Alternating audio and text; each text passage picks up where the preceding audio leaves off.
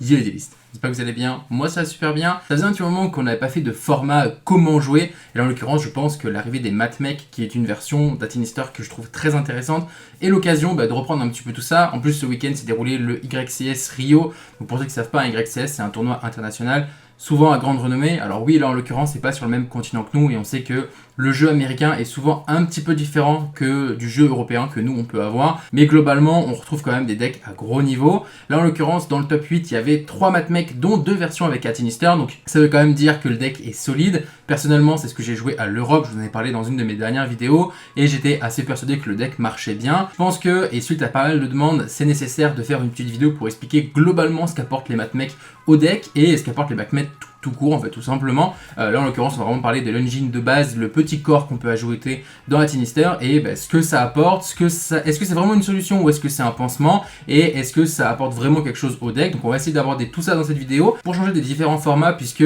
lorsque je faisais des comment jouer d'habitude, eh bien je le faisais souvent en filmant mes cartes à moi.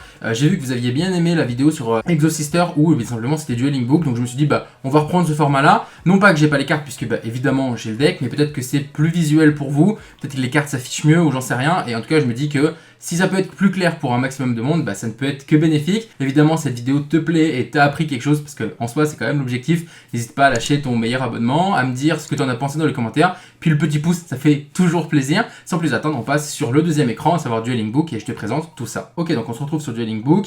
La liste c'est une liste très classique, à part quelques cartes du main, j'ai pas changé grand chose par rapport à la liste que j'ai jouée à l'Europe. J'ai juste enlevé les Dark Ruler main pour mettre des cailloux. J'ai rajouté les Dark Rulers ici, j'ai enlevé les Ultimate Slayer, et du coup j'ai enlevé la mine pour rentrer 3 gammas. En fait tout simplement parce que ça me permet d'avoir un Go 2 qui du coup est très impactant avec... En fait l'idée c'est, est-ce que j'ai besoin de board breaker ou est-ce que je préfère complètement empêcher l'adversaire de jouer?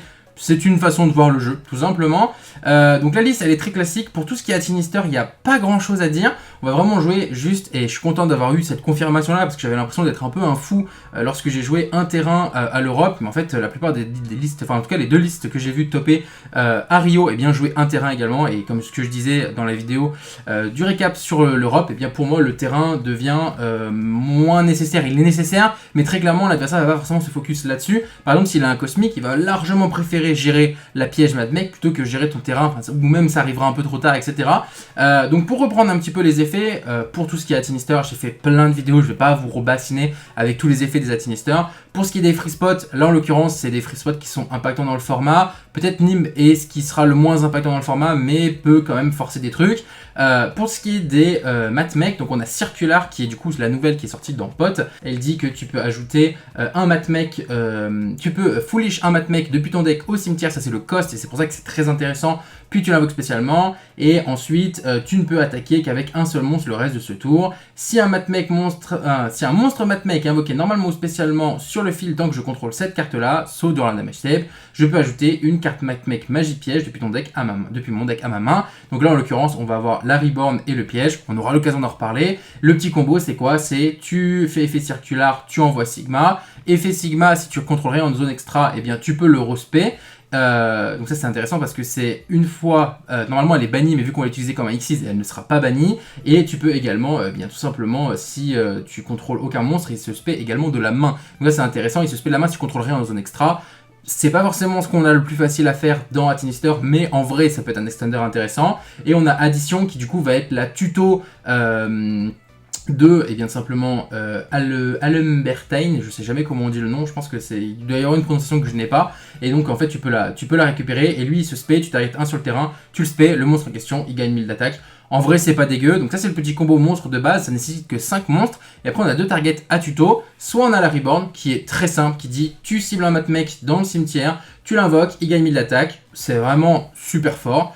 Et on a la piège qui est la carte qui pour moi fait un peu peur. Tu cibles jusqu'à 3 Matmech dans le cimetière, tu les invoques spécialement sur ton terrain, il faut qu'ils aient tous un nom différent bien évidemment. Et soit tu peux tout simplement faire une synchro, c'est pas ce qui va nous intéresser nous, parce que nous en fait la synchro Matmech elle est très forte, mais nous on a déjà Arrival, donc c'est pas vraiment ce qui nous intéresse. soit eh bien tu fais hop juste ici, là tu invoques une Xyz et juste après la résolution, enfin tu invoques les 3 et à la résolution eh bien l'effet des montres est annulé et tu fais ton Xyz. Donc ça c'est vraiment intéressant. Les Xyz en question, donc le premier sur le combo de base, on y reviendra bien évidemment, c'est celui-là. Donc lui il dit de plus, c'est intéressant parce qu'il y a un monde qui peut nous faire plutôt des trappes, mais on va voir l'effet. 2 plus monstre, donc si tu en as que 2, tu défausses 1 et tu vas tout simplement, si tu défausses 2 pardon, et tu vas chercher un monstre matmec, une carte matmec pardon, c'est pour ça que c'est fort, depuis ton deck à ta main. 3 tu vas chercher un level 4 random, et 4 tu vas chercher une piège depuis ton deck à ta main. Donc ça c'est vraiment le monstre de base, il fait partie du combo initial de la loupe. En fait, dès que tu touches circulaire, tu vas t'en servir pour le combo initial. Et la X6 qu'on va spé, eh bien tout simplement sur la trappe. Du coup, c'est celle-ci. Et elle dit que lorsqu'elle est invoquée, tu peux détacher jusqu'à 3 matériels. Et tu envoies une carte random de la main au cimetière. Un monstre sans cibler, du coup, donc envoyé sans détruire, sans cibler. Un monstre du terrain au cimetière et une magie piège du terrain au cimetière. Donc ça veut dire que cette carte-là, juste cette piège-là, elle permet au mieux de faire du -3, donc ça c'est vraiment intéressant. Encore une fois, c'est une piège, c'est pas une counter-trap, mais ça reste quand même super fort. Et c'est entièrement tutorisable. Ce que je vous propose, là en l'occurrence, on va sauvegarder ça, et on va aller se faire des petites mains pour que vous puissiez un petit peu mieux comprendre ce qu'il en est, ce petit combo de base. Donc on va voir la main de départ. Ok, bon, c'est pas du tout ce que l'on veut. Donc ce que je vais faire, c'est que je vais tout remettre dans le deck. C'est vraiment pour vous montrer le combo de base. Et ensuite, pour vous montrer le combo qui permet de démarrer à Sinister. En fait, ça, c'est quand même pas négligeable. Un petit circular de ma main. Alors, c'est pas du tout ce que je voulais faire, mais c'est pas grave. Hop. Donc, on a que circular en main et 4 entraps. Et en vrai, juste ça, ça nous permet de jouer. On va faire effet.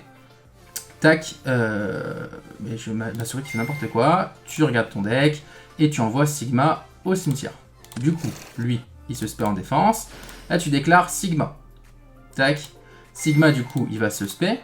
Et là, ça proc Circular, qui du coup, lui, va permettre, eh bien, tout simplement, d'ajouter une magie piège matmec, en fait, tout simplement. Donc, en fonction de ta main, soit tu sais que tu as besoin d'extend et en quel cas tu vas chercher ta reborn, soit tu sais que ce que tu veux c'est mettre son setup piège et en l'occurrence tu vas chercher ta piège. Donc là on va aller chercher la reborn, la piège en l'occurrence.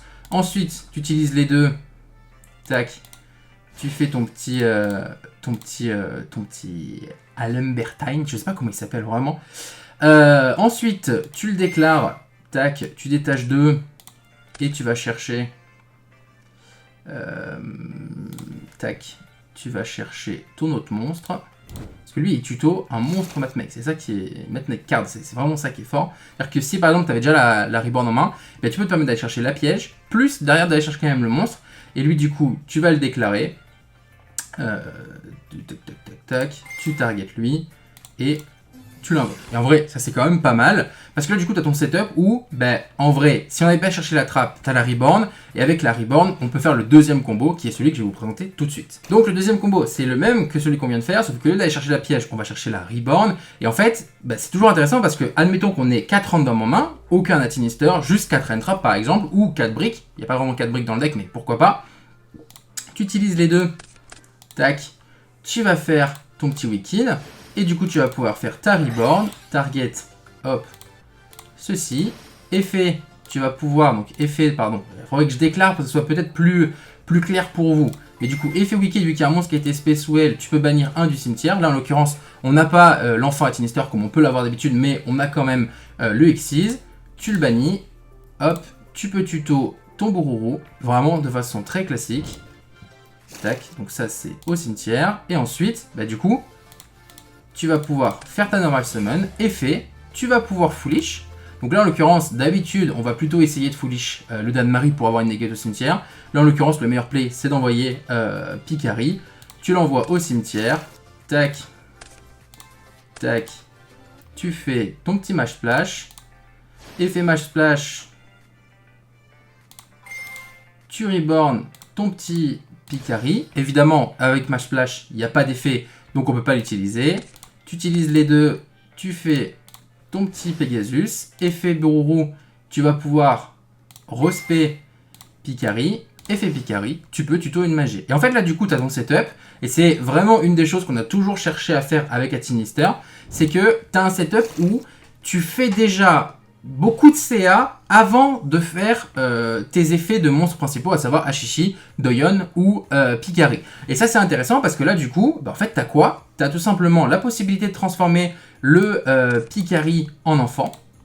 Effet enfant, du coup tu vas pouvoir aller chercher ton terrain. D'ailleurs il y a un autre truc qui est intéressant, c'est que tu peux pas prendre Ghost Ogre sous Wicked puisque tu peux pas détruire les cartes qui sont pointées. Donc ça c'est quand même assez intéressant. Tac, là t'as ton terrain. Avec les 3, tu fais... Alors, même avant, vous savez quoi? Admettons que j'ai encore les monstres sur le terrain. Tu fais ton petit Mewtwo, pardon. Je fais n'importe quoi. En fait, ma souris, j'ai l'impression qu'elle bug un peu. C'est pas vraiment une excuse, mais... tu fais ton petit Mewtwo en fonction de ton setup, encore une fois. Mais l'idée, si tu vas invoquer Templar et que tu veux tuto Doyon, bah tu vas chercher Doyon, tu fais Mewtwo avant. Sinon, tu vas chercher, eh bien, tout simplement ton petit Ashishi. Tac, à ta main. Donc là, du coup, on est dans le setup où j'ai déjà invoqué le Templar. T'actives ton terrain. Effet terrain, tu spé ton Doyon. Effet Doyon, du coup, tu vas pouvoir aller chercher... Alors, en vrai, si ce que tu focuses là tout de suite, c'est de faire le Danmarie, le Haribo la 6000. Tu peux aller chercher Yari, parce que du coup, tu vas transformer enfant en Ashishi en enfant, tu vas respect 3, tu sais que tu as tous les éléments au cimetière, et donc du coup, tu as le Yari qui va être intéressant. En vrai, la plupart du temps, on va souvent aller chercher Doyon, parce que Doyon, il permet d'aller recycler et de finir avec un board qui est pas négligeable. Donc on va aller chercher le truc classique, to end. Tu mets le Ashishi, c'est vraiment le combo ultra basique, tac, effet 1, est-ce que tu as une réponse? Oui, non, du coup effet 2, tu le déplaces, tu le mets ici, et là du coup au cimetière, tu peux respect 1, respect 2, respect 3, et là, en vrai de vrai, en fonction de ce que tu as fait, tu peux, si t'es pas passé par Mash Splash, parce que tout à l'heure au lieu de faire Mash Splash, tu peux aussi faire le Transcon. Alors en fait, ça paraît un peu brouillon comme vidéo, mais c'est qu'il y a tellement de lignes de play avec Atinister que, eh bien, tout simplement, tu as plein de façons de jouer le deck, tout simplement. Donc si tu n'as pas déjà fait ton Mash Splash, à ce moment-là, tu peux faire Mash Splash et aller sur un Hit Soul plus Arrival, ou tu peux simplement aller sur un Arrival, tout simplement. Donc là, en l'occurrence, on peut faire Arrival très rapidement. Et encore une fois, on a encore normalement 4 cartes supplémentaires en main. Donc ça, c'est vraiment le play de base. Maintenant, ce que je vais faire, c'est que je vais vous mettre un play en accéléré avec une main relativement classique qui touche un Annette Sinister et un Circulaire. D'ailleurs, je pense que je vais prendre que ça, juste pour vous montrer le board final que ça peut faire et tout le CA que ça génère.